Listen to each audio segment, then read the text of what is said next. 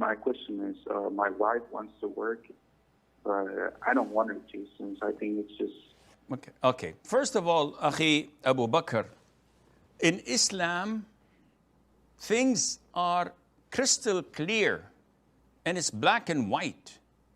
Nowadays, under the pressure of the media, of liberal organizations, of ignorant people, of hypocrites who undermine Islam, and of disbelievers, the Muslims are becoming weak. Unfortunately, under such pressure, a lot of the Muslims are compromising their religion.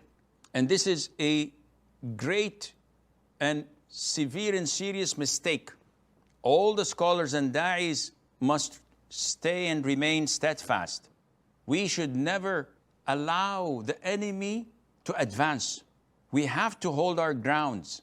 Having said that, as you clearly stated, it is permissible for a woman to work, providing, number one, her husband allows her to. Number two, and this is an important condition, there is no fitna, there is no free mixing. She is not endangering her religion by exposing herself without hijab or free mixing or being in a place that she shouldn't be in.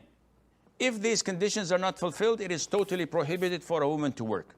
Now, if you provide for your wife and for your family, 100%, you put the food on the table, there's no need for her to work, then you have the full right to prevent her from working, even if you don't have any reason. Simon says, I don't want her to work. This is your God-given right as a husband.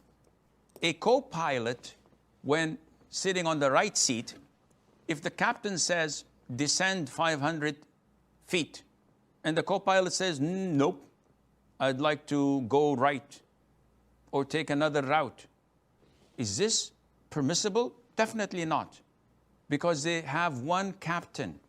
There's one guardian, one leader of the house, and that is the man.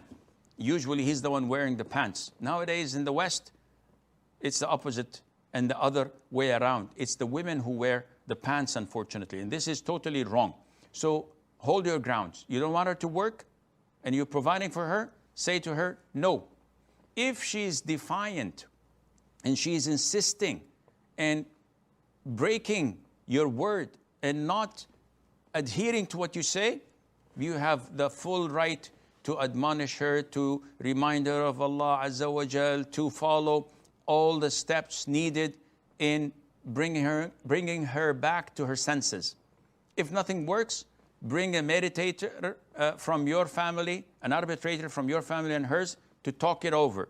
If it doesn't work, ditch her, divorce her, and put your mind at ease, and get someone who's righteous, practicing, that would make your life a paradise, because such an evil woman is not worthy of investing the rest of your life with.